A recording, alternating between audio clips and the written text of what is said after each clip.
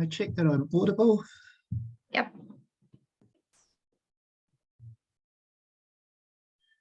POIs in the Zoom chat, please. I'll take one from closing around 4 or 5.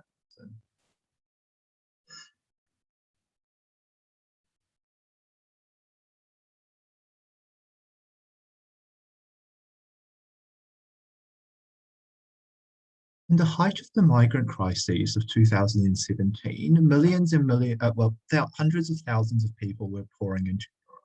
The issue here was that all of these people were landing in countries such as Italy and Greece without the capacity to properly process these refugees and move them on into their life. The problem then is that we still have millions of people living in refugee camps, waiting for their claims to be heard in a state of limbo without being able to move on. I think that is the problem that we're going to fix in this debate. How does the model work? I think, first of all, there's going to be some sort of new European-wide immigration authority that assumes all powers related to border control when it comes to refugees. This isn't just like preventing people from coming in, but also providing support to people crossing the Mediterranean of a humanitarian nature, funding these sorts of programs like refugee processing centres and all those sorts of things, also setting the policy as to like who counts as a refugee, who's going to be accepted, where they're going to be going, those sorts of things. I think also we are going to fiat that this is an organisation that runs on majority vote. I think this is legitimate given that this is a new organisation, given that this is a new organisation for the EU, and there are lots of parts of EU policy in which countries don't have veto powers, such as the EU budget, such as the European Central Bank's monetary policy. So it's going to be a majority vote organisation. Before I move on to clarification. Given that this is an analysis motion and not a policy motion, what makes you think you have the right to just use the word fiat? I think if the EU were to take this sort of action, then this is a reasonable interpretation of what this action would be looking like in the debate. Two substantives then. The first on how we get much more processing and resettlement and far more equitably so supporting the most vulnerable, and secondly on why we get a more cohesive EU. I think there are two problems under the status quo when it comes to the processing and resettlement of refugees. The first is that this burden falls disproportionately on certain countries within the EU because of geographic reasons. When you have refugees streaming in from the Middle East, from Africa, the shortest route geographically is into countries such as Italy or Greece or the islands that they own in the Mediterranean. That means that these countries, which consist of a relatively small part of the EU, bear the full brunt of the costs associated with housing migrants, processing refugees, those sorts of things. Note that these countries generally don't have the best economies within the EU. The Greek economy has been stagnating for a long time. Their Coast Guard is woefully underfunded, and they're not very well placed to deal with these sorts of things. That's why we still have millions of people in refugee camps waiting to be processed. The second part of this problem we think is a collective action problem.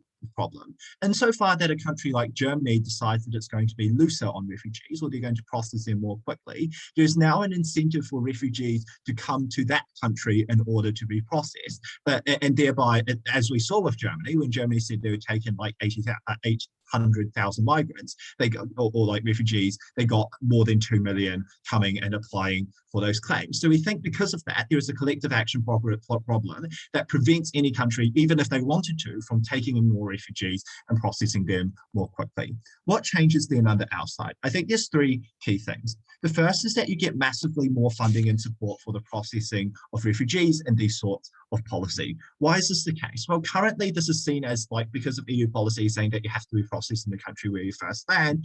This is something that is entirely going to fall on countries such as Italy and Greece, which don't have the levels of funding or support needed to process these people properly and move them on to a new life. I think when this burden is shared across the EU and you have mechanisms such as countries paying in contributions, as is generally the case for most EU projects, you're going to get more funding for those sorts of things to happen.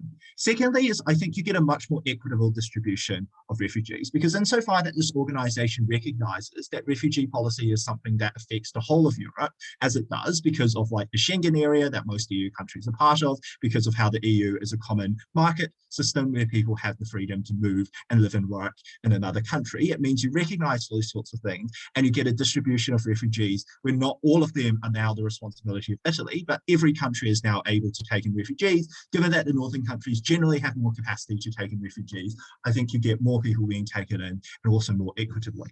But finally, I think you also like on top of getting rid of the collective action problem because of that, I think the final thing here is you also get more support for refugees, because it's not just about taking people in, but also integrating them into society, making sure they have the skills in order for them to succeed and thrive and find a job and build their own communities in the new countries that they've been set up in.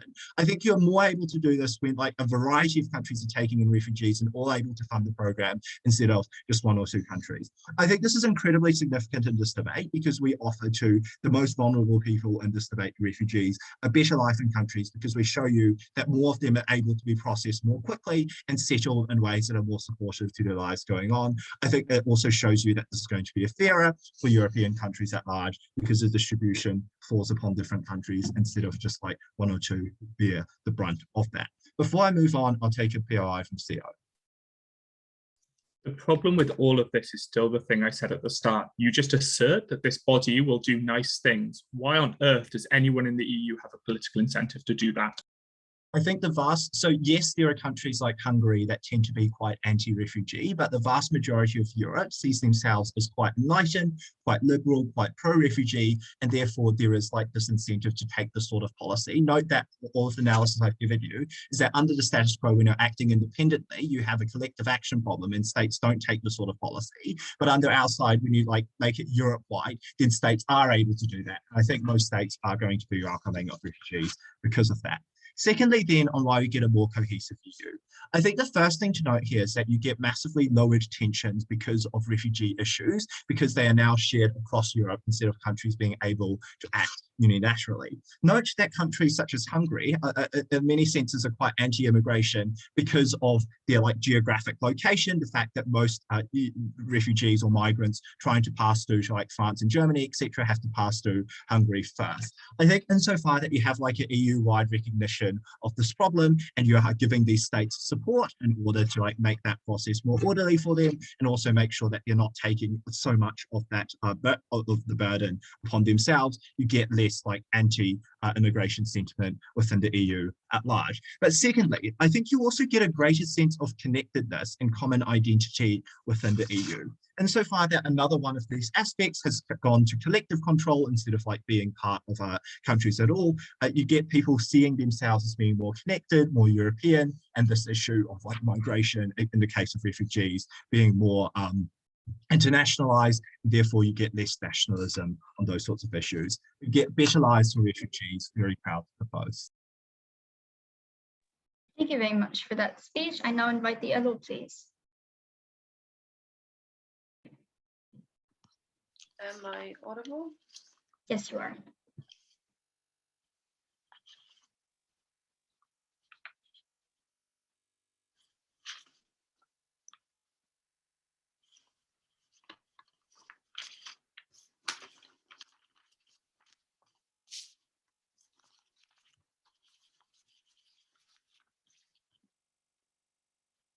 Starting in 3, 2, 1. A couple of things in this speech. Firstly, a few pieces of framing. Secondly, talking about why EU necessarily doesn't actually make things better and has a high capacity of making the situation even worse for refugees. Secondly, on how the situation for refugees is going to get worse internally in all of those countries that are accepting migrants. Lastly, why the entire EU is going to get worse. Starting with the bits of framing. I think that the crucial thing here to note is what changes is the fact that EU is now taking away control over the border issues from countries such as Greece and Italy. It's not crucially about the stuff, what like Ochi wants to talk about, that like, oh, how are we reallocating migrants within the European Union generally? I think that you can see that in the status quo, where EU doesn't have this full control already. EU was able to do this thing and push over 1 million migrants into, for example, countries like Germany. So I think that this reallocation is possible on either side of the house and not what this debate is about. We are willing, or like we are capable of reaping all of opening government's benefits on that issue. I think at that point, the debate is about crucially how the border control happens. I think that it's likely on either, like both things are likely. Either the EU is going to increase the flow of migrants into the European Union, when opening government is correct that suddenly all of the European countries are going to have the willingness to do it, or either they're going to be equally like hostile towards migrants due to the fact that you have internal pressures to push against this. I'm not sure which one is happening, and I think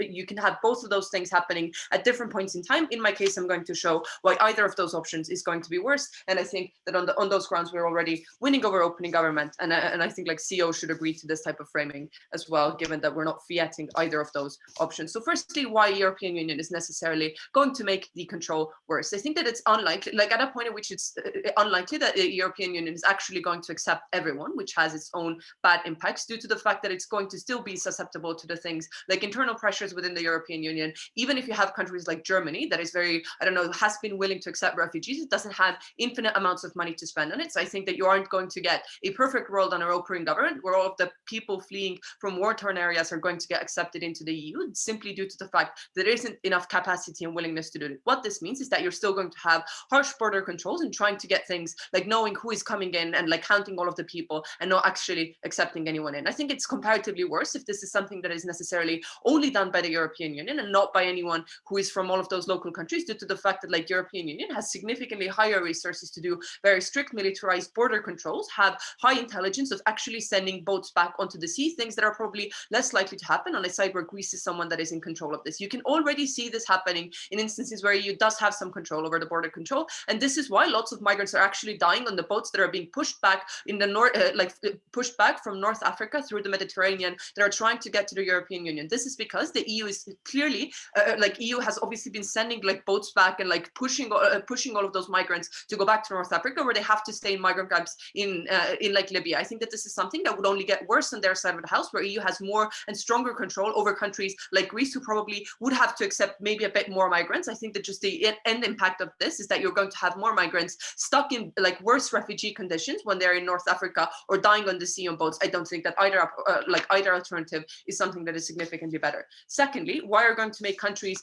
more more hostile to all of the migrants that you're going to get in? Notice that immigration is something that is like very integral to people's national state and like national identity and the way they understand this. I think that at that point it is something that you do not want to lose control over. I think that opening government is correct at pointing out that like Greece and Italy feel like they have a strong burden on them when they have to deal with when they have to deal with all of the migrants that are coming in. But notice that the solution to that problem isn't simply taking that control over or taking that control away from them, but rather giving them access to these resources. If opening government is able to fiat that the rest of Europe really wants to fund immigration policies, then we can also say that we're able to take this money and just simply give it to Greece and Italy to manage those borders themselves. But I think that either on the comparative, even if you don't get this funding, it's better that Greece retains this. Why is this the case? I think that oftentimes all of those border countries are already countries that have significant opposition to this. At a point at which you have since 2015 had lots of migrants coming into Greece, you do see things like there is hostilities towards those migrants. You're already further away from Brussels. You feel like you have less control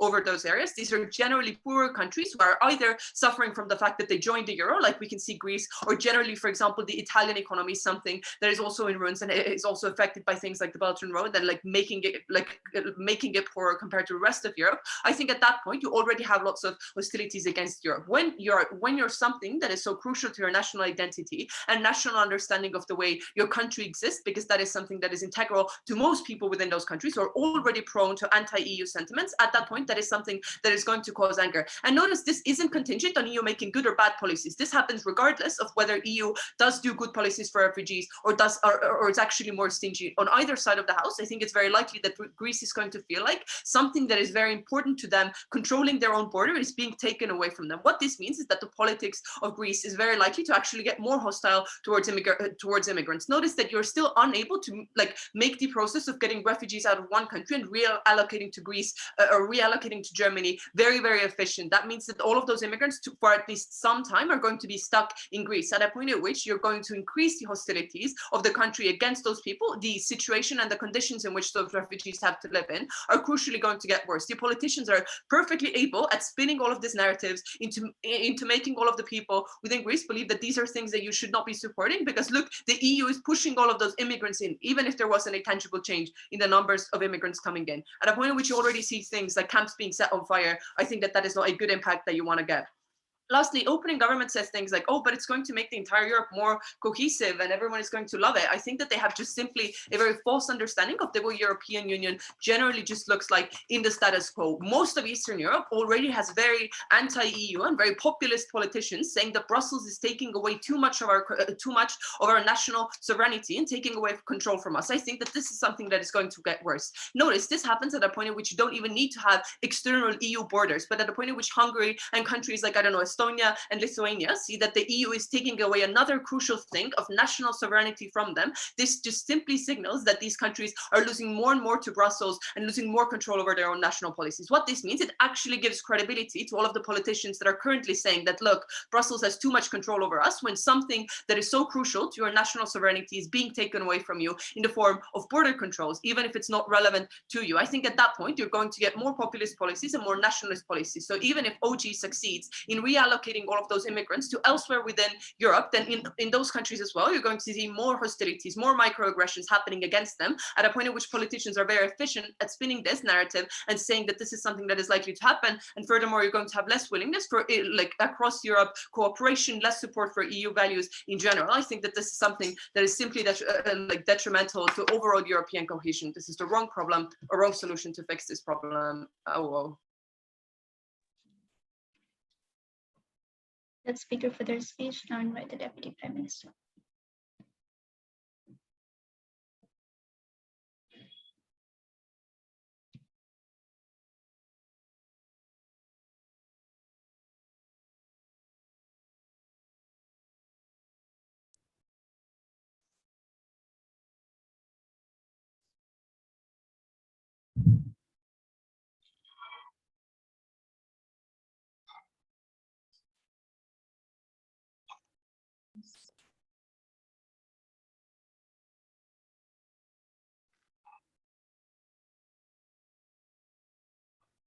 I'm going to start my speech in 3, 2, 1. I think it's quite frankly a joke that opening opposition premise a lot of the claims in their speech on the idea that there is some sort of tipping point where countries like Greece and Italy are going to get even more angry at the nature and state of refugee flows in their countries, despite the fact that under the status quo, because of things like freedom of movement and laws, and because of things like countries in the EU not working together and exercising emergency border powers against these kind of border states, they are already disproportionately taking on an unfair burden of refugee inflows. Worse than that, they have no actual real sovereign control over their borders because they're in the EU and freedom of movement is accepted. So the lack of response to our material about why it is so important that there is a cohesive refugee policy that is enforced by a common border entity was telling, because at the point that Germany says that it will take in 800,000 refugees, that is also putting it on Hungary to take in the same number as those people travel through their borders. But crucially, it is putting the burden on Greece to take in 2 million as more people come to their border in search, and quite rightly, of justice for themselves, but also to the detriment of the Greek economy and the Greek people. I think that opening opposition are living in a fantasy land, and the lack of tipping point is why they have no impact. I'm going to do a couple of things in this speech. Firstly, give you 2 specific responses to opening opposition, which are extraneous. Then I'm going to talk about why we think, on average, the European Union leans in a liberal way, which means that on balance, you're not going to get this drastic characterization that opening opposition were talking about wholesale anti-immigrant policy. But finally, I'm going to talk about why, in any context, it is just better to have a unified policy, regardless of what that policy looks like. Firstly, 2 extraneous responses. The first thing that they say is that the EU is like populist and all nationalists.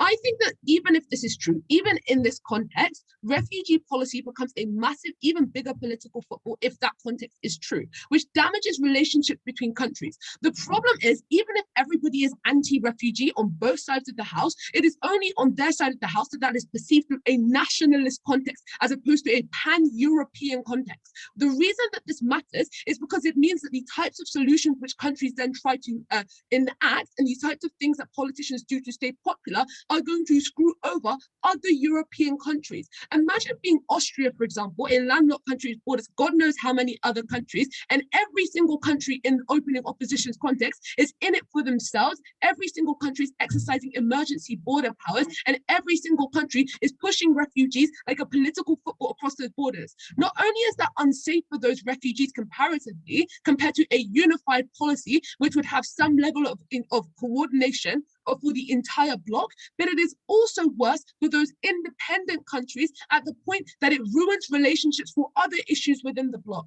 The second thing to say, though, is that the opening opposition's response is to say that the EU has a greater capacity to oppress these individuals. If it is true that every single country in the EU, at least the vast majority, are vastly anti-immigrant, then that is going to be elevated at those border states. And so the analysis that I gave you before about how there is a disproportionate deal which is not changing, which the opening opposition have to deal with under the status quo, is the reason that you're going to get awful situations like refugee camps being set alight on their side of the house. The second thing that they say is that Europe is this massive anti-liberal place. I want to give you a couple of reasons why that's unlikely to be true. Firstly, I think that the majority of people in Europe are willing to accept refugees in general, but don't like the unfair status quo. The collective action problem means that even states who don't take their fair share of refugees believe and perceive that there is a level of unfairness and that they are somehow the ones who are being hard done by. In the most extreme context, the border states who actually are being hard done by, you can see a very clear correlation between anti-immigrant sentiment in those places.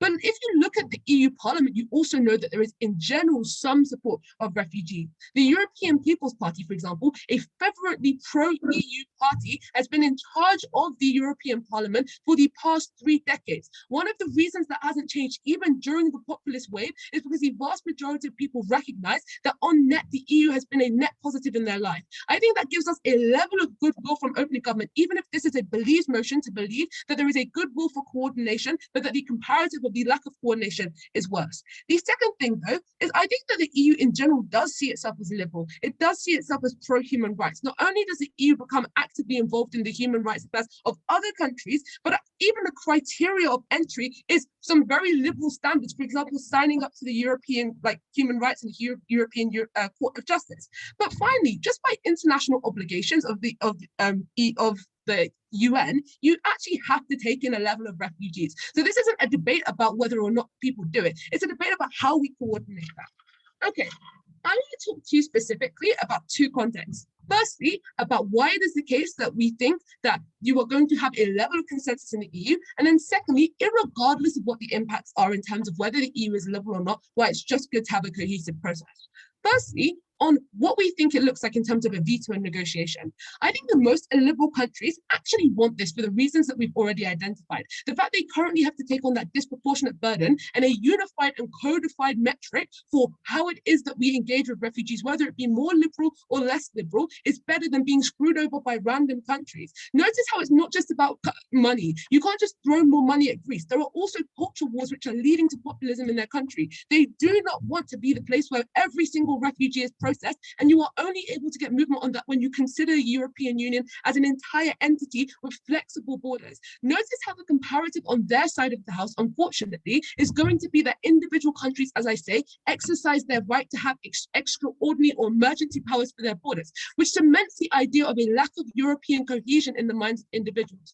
I think one of the biggest reasons that Europe has made such progress, especially on the mainland, and people consider themselves to be European, is because of the fact that you have flexible borders. It's because of the fact that you're able to have border economies where somebody can go to school in the Netherlands, but also work in Germany. It is because of the fact that freedom of movement has created a homogenous European culture. That starts to unravel at the point that you get a norm of countries exercising those powers and you get a breakdown of a cohesive Europe. Why does this matter? Because even if opening opposition are right, that people are going to be right-wing and populist on both sides, that means that refugees cannot be the most important thing in this debate because they are going to be, unfortunately, treated in awful conditions on both sides of the house. But what we are able to do is to preserve the European Union and the benefits that people have received from it to keep economic and political stability in the European Union. And whilst I know that that is a secondary concern, it is something that we are able to achieve in the debate, whereas opening opposition have no impacts on our watch because they have not met the burden of proving that there is a tipping point in how those border states perceive refugees.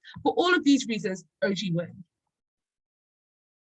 Thank you very much for that speech. Now invite the Deputy Leader of Opposition, please. I'm just going to take a second to organize my notes, but just check initially that you can hear me. Yeah? Okay.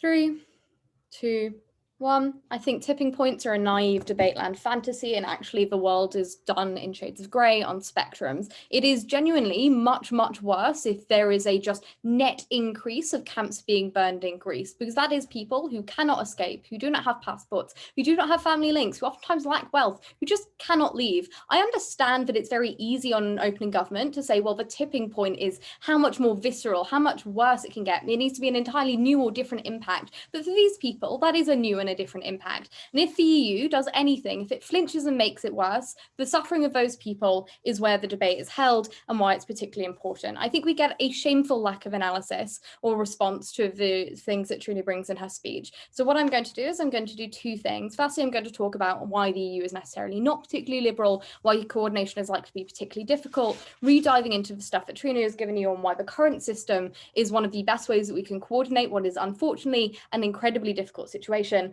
And then secondly, deal with what opening government should have done, which is, look, if you're going to put camps in lots of different countries, are they going to be good? Is there a good centralization of power, expanding out the debate in that aspect? So why is it necessarily not true that the EU is likely to be good? I think you can see that in the fact that one of the core claims of the opening government is that an action like this is necessary to create some sense of European identity. That is a claim, something you want to move towards, and a goal initially signals to you that there is already a complete lack of cohesion. Now, what we don't get from their speech is why the necessary people that you want to justify taking this action to draw the EU together and make the best friends are some of the most vulnerable people in the world, people who currently live in camps, who often have no voice for themselves. So why is it necessarily that government want to place a high premium on these people and their loss of life for something that is, you know, probably not that important? We could do it with Eurorail or sequins or other things. So insofar as that's not justified and it doesn't seem to be particularly legitimate, what then has to follow is some sense of utilitarian benefit. And I think it's unclear from the initial framing of opening government that though it is geographically arbitrary that Italy is where it is or Greece is where it is, and that those nations have their borders drawn as they are, that countries feel that and feel the need to give in or to contribute to one another, right? So Ireland, Spain, France, or Slovenia all still have minimal desires to give in or to redistribute large amounts of their time, their energy, or their wealth to these nations, because it feels necessarily like they're engaging in a zero-sum game, because oftentimes they don't necessarily have the capacity to block key policies that hurt them, and they necessarily feel that they have to horse trade in the EU in order to have their voices heard. They're also dealing with oftentimes complex anti-EU sentiment within their own policies that means that they struggle to get an engaging narrative across, which means that everything that they give up to the EU, they have to get back tenfold in order to justify to their people. Why is that particularly important then within the context of nations not being particularly liberal? Because if you already have a France that has a disgusting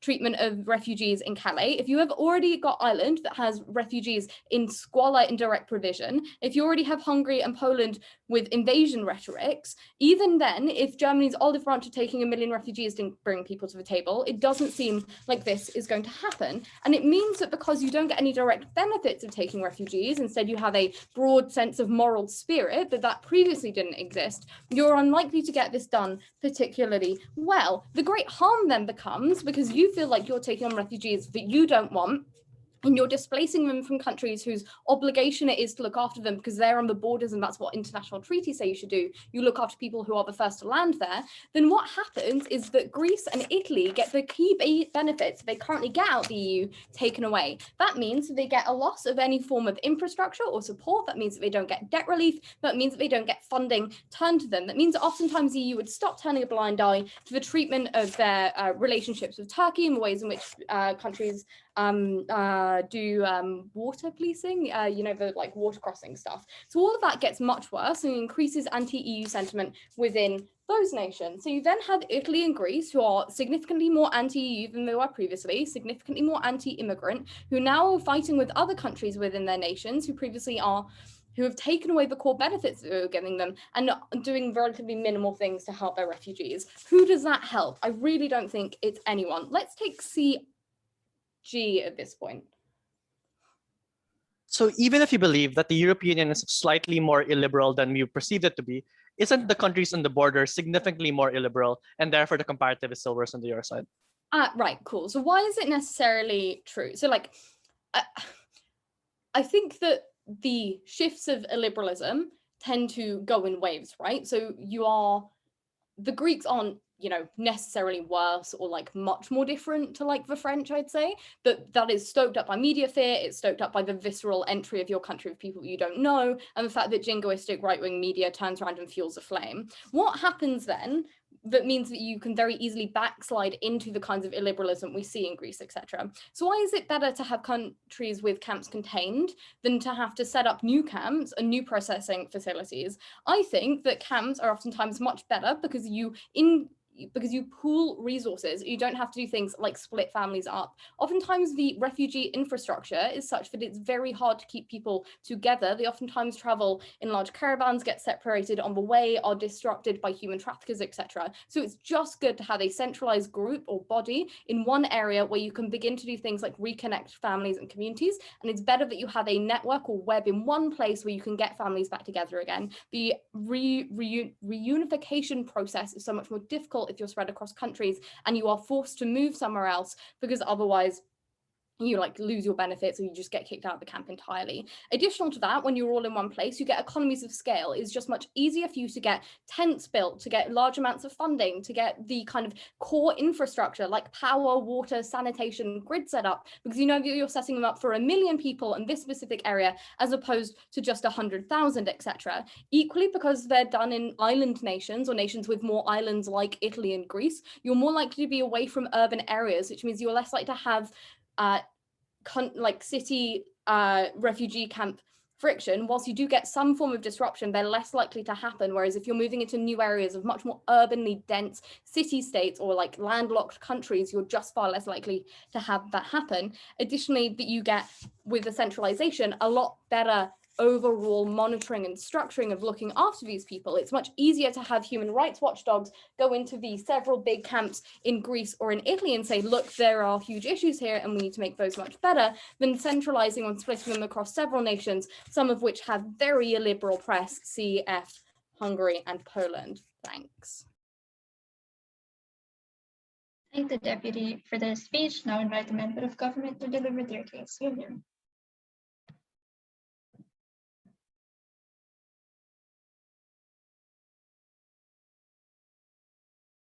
Hello, am I audible? Yep. All right, great.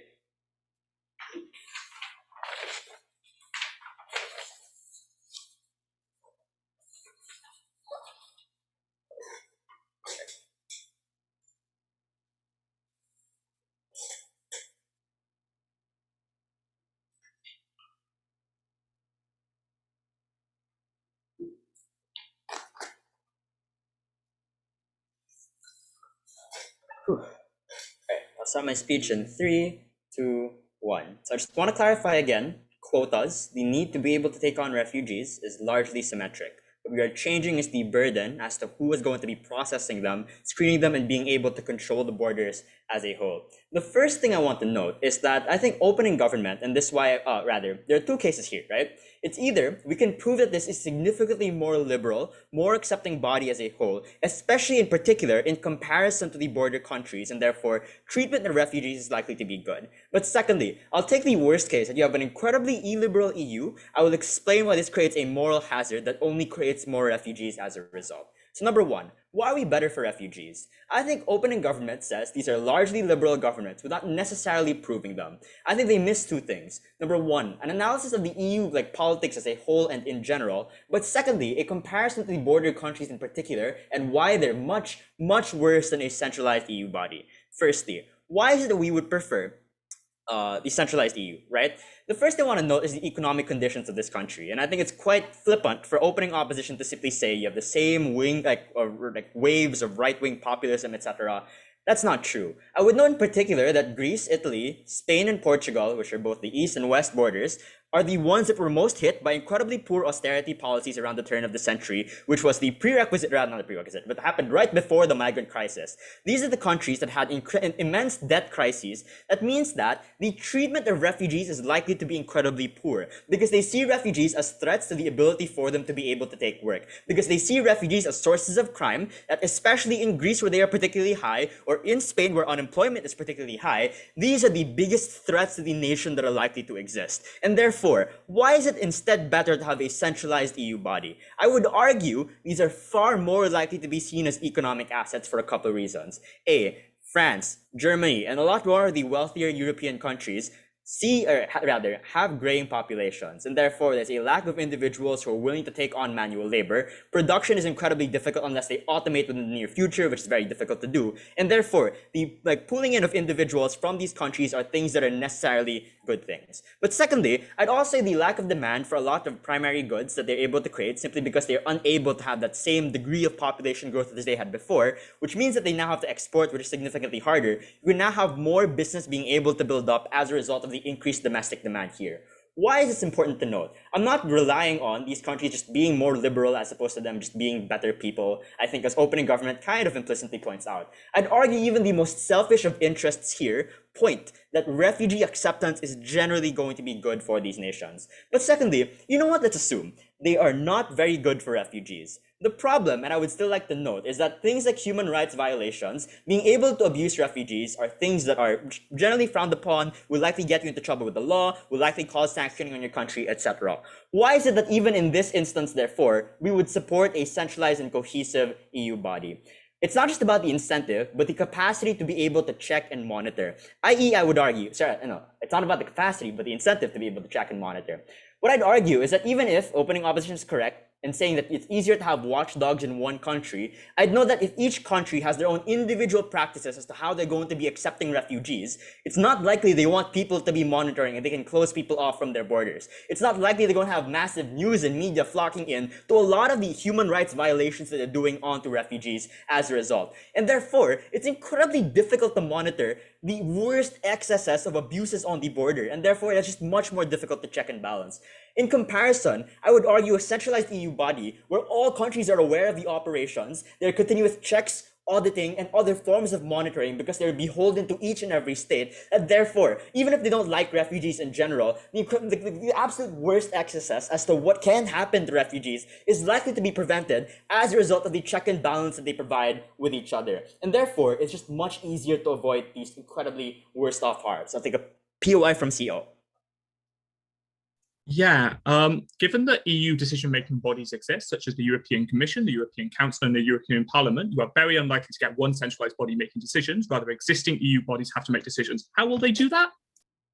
No. So yeah, it's still the EU. I would say the EU has largely a larger amount of control from France and Germany. They're the largest funders. They're the most constant presence within this body. So I think even then, that still pretty much applies to the case, and it has been status quo for a very long period of time.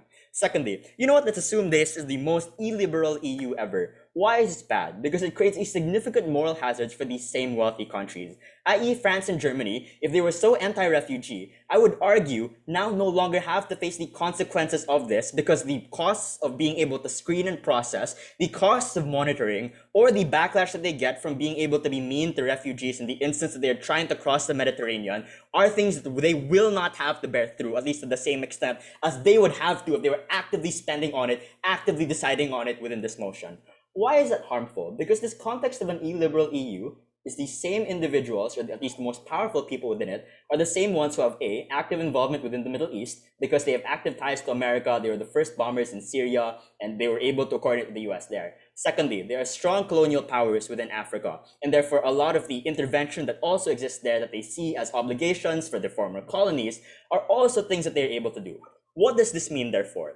The act of intervention is one that has significantly less cost upon them today, simply because they will not have to bear the costs of needing to make that kind of decisions and messing up. They will not have to bear the financial costs of needing to be able to spend on the screening, processing, the safety of refugees, being able to use Interpol to catch human traffickers and illegal settlers. And therefore, I would argue that the ability for them to continue to engage in these acts, in the instance that this is incredibly unpopular, means that they are far more likely to do this because they do not care how many refugees, or at least not to the same extent as they would do as compared to this motion. And therefore, the capacity to intervene, the prolonging of conflict and the worsening of conflict is not an action that necessarily directly is able to affect them as a result. This moral hazard is harmful because the capacity to have agency without the ability to bear consequences means that, number one, you're likely to ensure a larger amount of refugees are able to flock in. Number two, I'd argue also, it's not just the fact that there are more of them that it's bad that they have to leave their hometown. It's also bad because it becomes more and more difficult to be able to process them. It becomes more and more difficult to be able to handle them.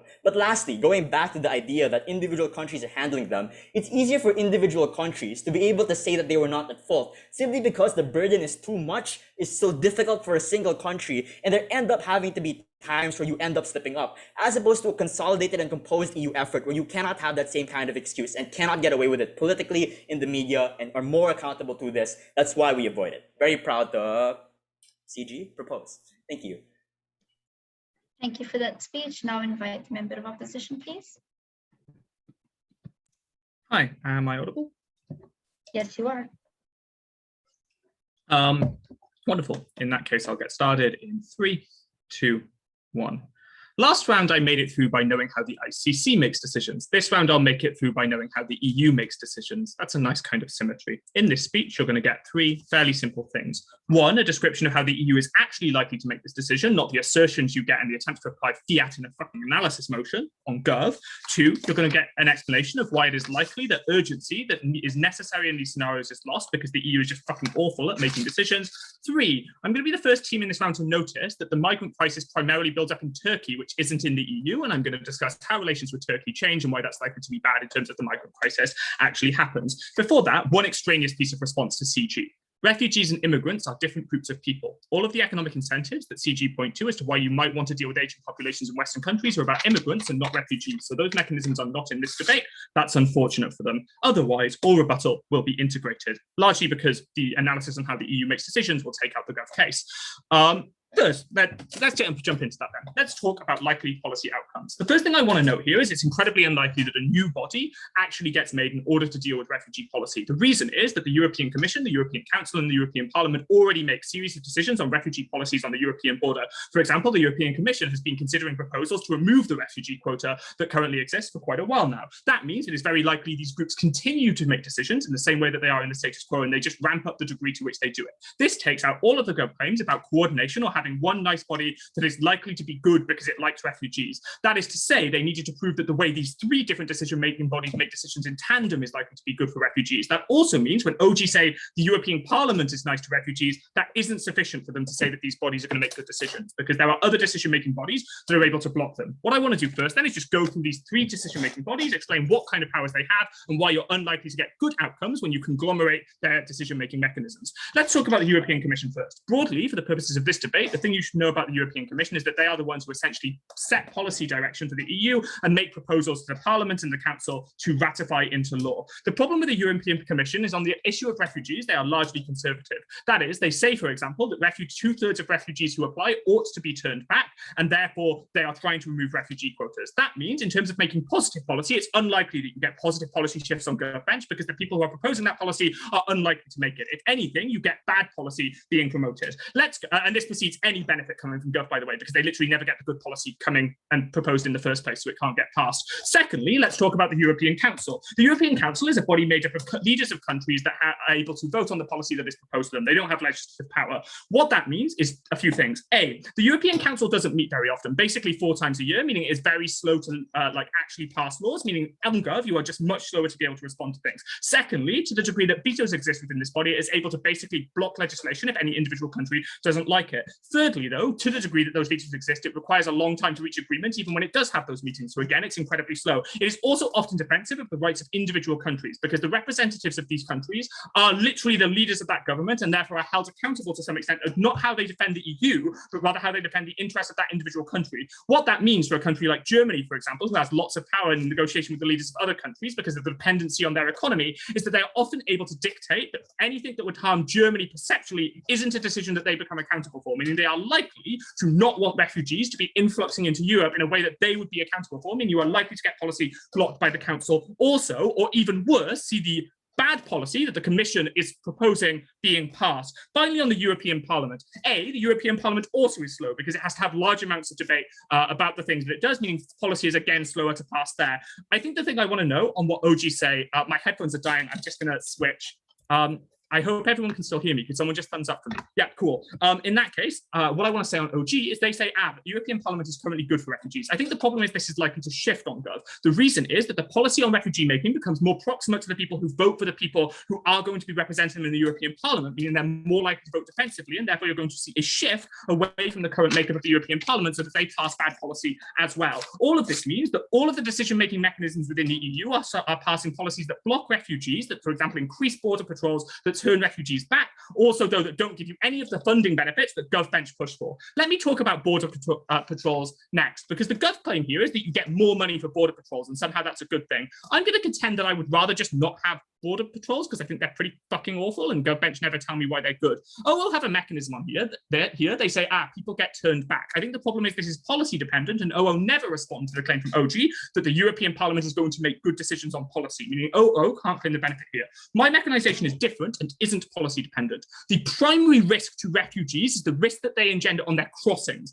That is, because of patrols, because of the risk to the smugglers, both in terms of capital and in terms of arrest, because of border patrols, smugglers use boats that are cheap, that are rafts made together of wood rather than boats that can actually make the crossing that they expect to sink when they get there. They don't put themselves on that boat to guide the refugees as to when they should jump or any form of safety because they know all of this costs money and risk to themselves. When border patrols increase, the number of dangerous behaviors that smugglers take towards refugees increases also. That means if the Gov claim is you get more border patrols, you are literally killing refugees. Please don't do that. Finally, let me talk, not finally, urgency next. I really don't have time for a POI, I'm sorry. I'm just going to do all the substantive.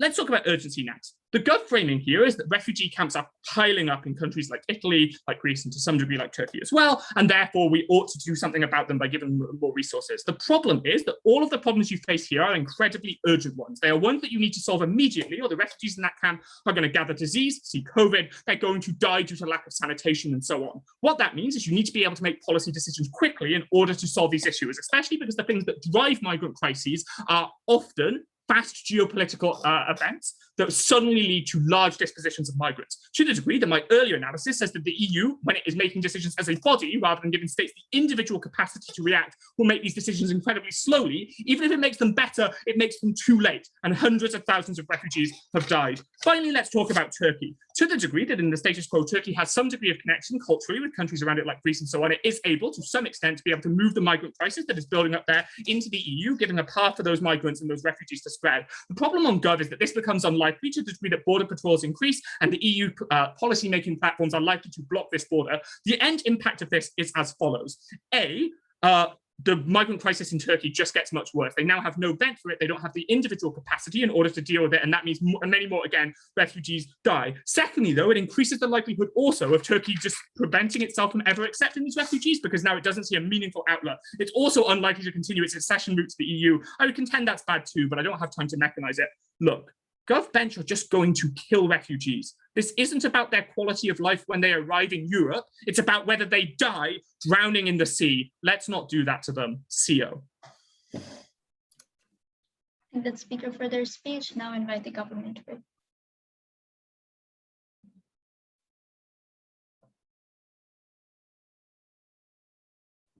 Hello, am I audible? Yes, you are. Okay, just give me a few seconds.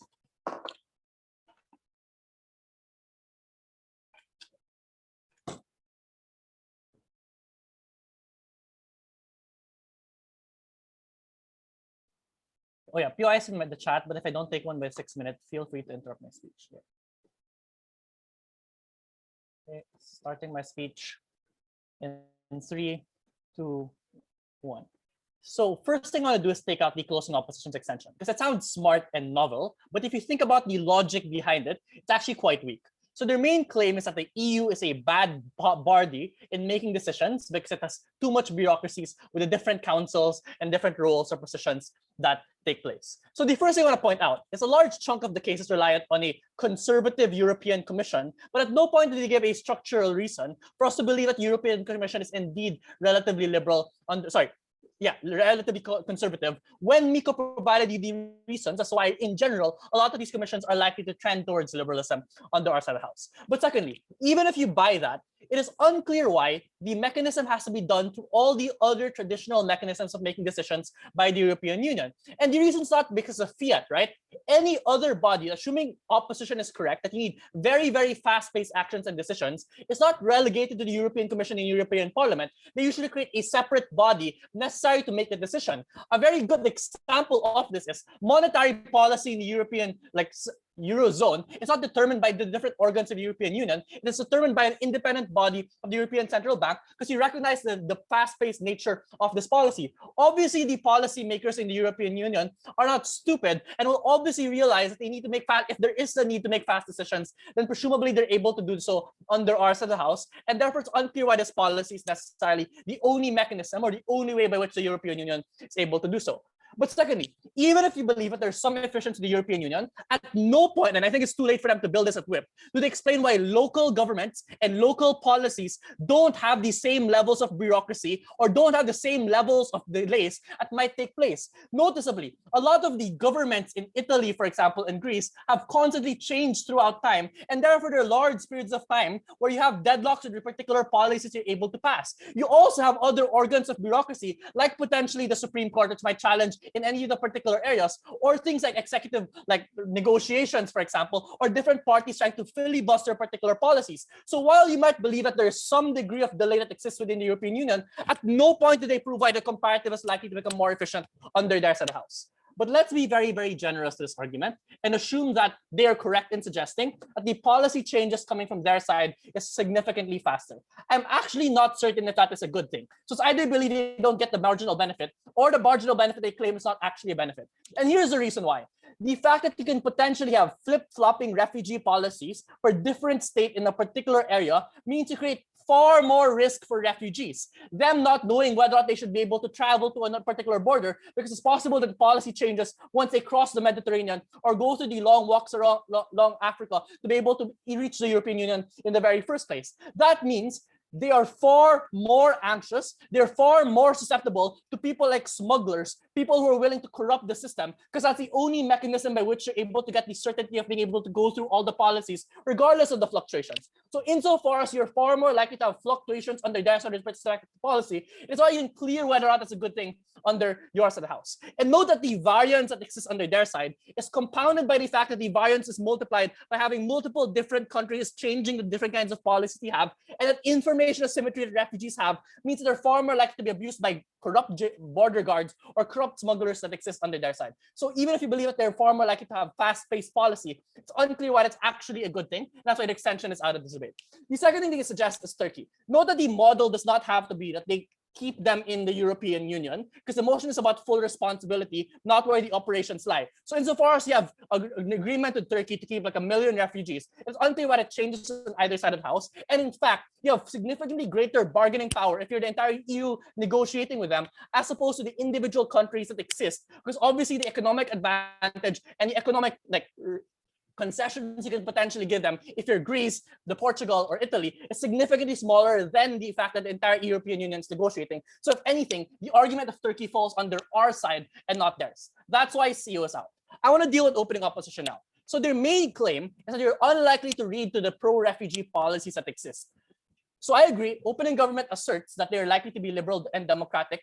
At no point does closing opposition significantly respond to our argument that even if they're selfish, they have natural economic incentives. Their only responses assert that refugees are different from immigrants, which is seemingly to apply the offensive notion that refugees are unlikely to be economically productive. In fact, this proves our case even more, because a lot of the refugees are the doctors, are the teachers, are the people who are very productive members of society, but were forced out of their homes out of conflict or disaster. That means these people are likely to become incredibly productive, and therefore the economic benefits derived from them are significantly greater, and therefore we have a profit incentive for them to continuously accepting refugees. But secondly, even if you don't buy our case that they're likely to be liberal, note how they fumbled when they asked the POI opening opposition, because they never explained to us why Greece, why these countries are hit by recession, are likely to become significantly more liberal and pro-refugee. So even if we impose onto them particular policies, they can't really do much, given that it's controlled under the European Union,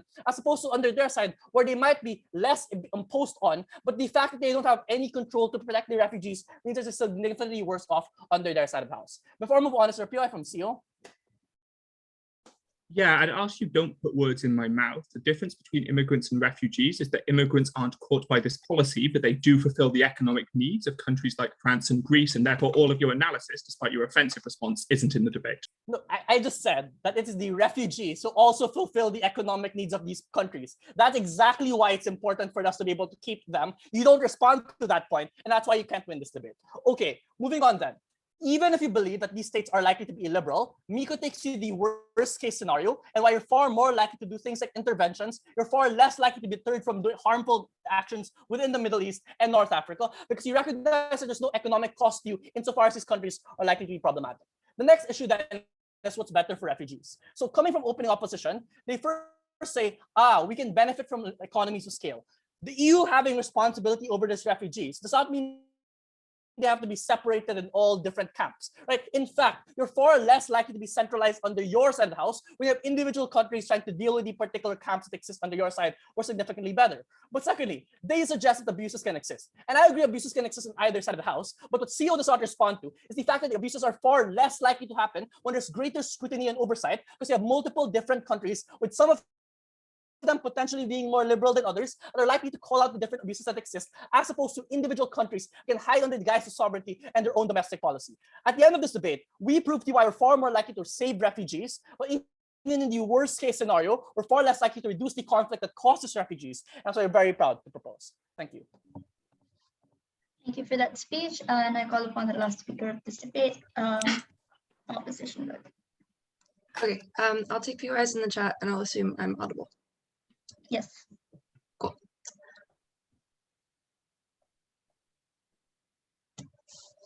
All right, starting in 3, 2, 1. I have 3 points of extraneous rebuttal to CG before I get into breaking down this debate.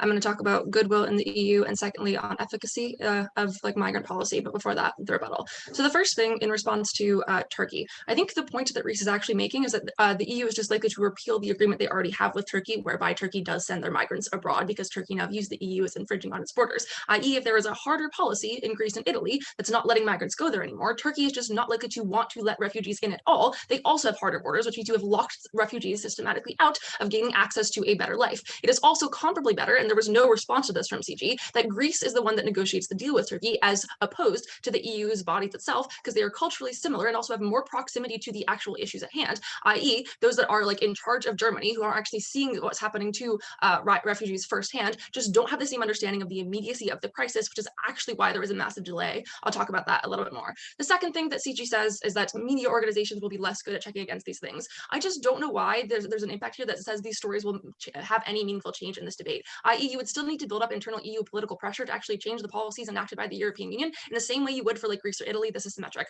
Third thing, on immigrants. Rees did not say that refugees are useless or not helpful for the economy. It's that this is not a likely thing to happen, given the narrative about them is not the same compared to high-skilled labor pools you can draw from the developing world. The 4 things under this, even if you are a doctor who is now a refugee, you don't have money to set up a business, you don't have credentials to do that either. Refugees are just perceived likely as a drain on state resources as a result of this, insofar as the government has to put money towards them and towards their welfare programs. They're not likely to contribute to the economy in the same kind of way. Politicians are far more likely to just say, no, we'll have more lax immigration policies as opposed to refugee policies, and that would be sufficient labor pools to draw upon. It's a likelihood thing. It's not saying that there's a problematic thing here, but I guess we could talk about that later.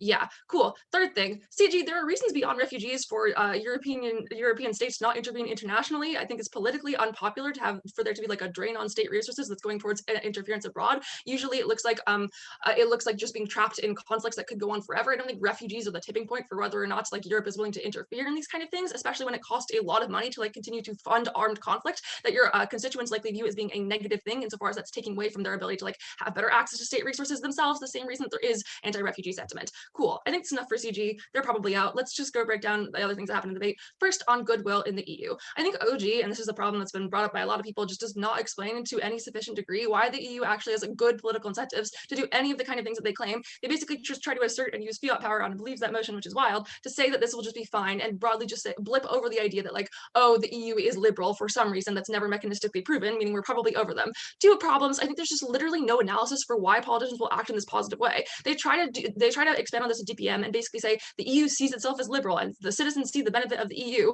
I think this is just not functional at the point where there is still a rise of the populism that OO talks about, but more importantly, the people that actually make up the governing bodies, and this is what Rees tells you, that actually have the decision-making processes, are not likely to feel the same way. The European Commission tends to be older, right-wing people who have seen the backlash from initial refugee policies under like Angela Merkel, have seen what it looks like for them to like lose political support as a result of that, and are not likely to view this kind of thing as being platformed and immediately important, because it's just not the kind of thing they're likely to prioritize. They don't want to have good policy about this because it's just not a priority for them to win their seats later on or to keep them later on as well, when it means that the citizens who actually have a say over those kind of things aren't willing to buy into it anymore, which means long term, like I think this just doesn't help. Also, there's just a gut check here. Like insofar as migrant quotas already exist, responding to OG, I think we'd be more likely to see the good kind of policy that is existing if there was this goodwill. There's not, because it's not a more important issue. I think OO is dependent on all of Rees's analysis here, because if they just want to say populism and these kind of bad things, the only way that can mechanistically be carried out is the actual body that's making the decision-making processes. It's not just that people are upset about it, it's what is going on in the minds of people who are deciding whether this policy will be good. But the unique mechanisms we contribute, I think, are twofold. We talk about the proximity that these individuals actually have to the issues. So leaders in Greece or Italy or whatever who actually see individuals in their borders, who recognize that they need help immediately, can actually act. That's the second thing. The speed at which this happens is just so much better when those people actually know it's a pressing issue, don't have to like work through a larger body to like actually allocate resources towards these kind of issues.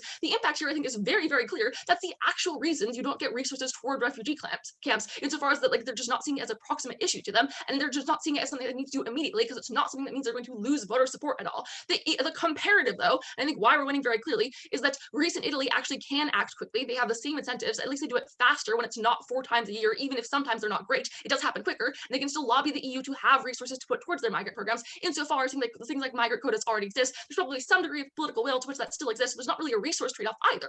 Cool. Moving on to efficacy. OO says that borders get harder. This is true, but notice they impact this on the harm to refugees. I think Rees takes this point pretty clearly. It's far worse for migrants to have to be in places that are immediately not hospitable because of the fact that they weren't able to like allocate resources towards these kind of places immediately as a result of seeing what the actual impact is. This is why the urgency point really, really matters from COO, because if there's not an urgency mentality around when you're making these kind of policies or when you're able to get those resources there, it just doesn't happen to a point where refugees can actually be helped at all. I think OO doesn't explain that sufficiently. So what this looks like then is if the European Commission proposes policies, leaders of countries who like watch the initial EU policies fall out, who don't see this as an important issue, they're just not likely to actually do these kind of things quickly. I think this actually explains why the anti-EU sentiment that's blipped by OO matters. They can't act quickly if they don't have proximity to these issues. And I think what's most important to note is that this argument functions irrespective of anything you hear from GovBench or from OO about things like populism or things like anti-EU sentiment, whether or not you believe assertions on either side that they can Rees mechanize this. The point is that you're just not able to act as quickly when you have far more bureaucracy in the way and far more people to talk to versus it actually being people who are on the ground. So even if you want to say that there's still going to be anti-migrant sentiment, I think we are still able to actually allocate resources that do exist at a better rate comparably. And if you're impacting this on the actual effect it has to refugees, that's better. Take OG. Even if OG's world is imperfect, the OO comparative which you are bound by is the EU telling Greece, international law, refugees are your problem, not ours. Refugees get stuck in Greek camps, you get massive local backlash and hate attacks against vulnerable people. Please defend the real op comparative. It's an analysis motion. The question is what is likely to happen. We're defending the status quo as opposed to that one. I don't know why OO tried to use fiat power in this debate, but I don't think it matters very much. What's more important is what actually does happen in the status quo, which is that there is some degree of resource allocation. There is some degree to which, yes, Italy and Greece are individually responsible. We're saying that's fundamentally a good thing because that resource allocation can actually happen at a rate that is actually effective as opposed to it just never actually getting there because there is no proximity that means this is going to be important. I think at the same time, though, the point about Turkey is probably also incredibly important in this debate insofar as that is the main way that refugees actually gain access to the higher quality of life in European countries. So they get from Turkey into Italy and into Greece. If they are not able to actually cross those borders because Turkey has now seen no ability for them to actually get into the EU, i.e. they're just taking a lot of refugees, that's a drain on their own resources. That's just not likely to happen. If you care about actually being able for refugees to have a promising life in Europe or get resources when they need them, you should vote CO. Proud to oppose. Thank you very much for that speech, and I thank everyone for this debate. Can we please stop the recording? And I request all observers and speakers to please leave the room so that we can deliberate over here. Thanks. Thanks, everyone. Thanks, everyone. Thank you. So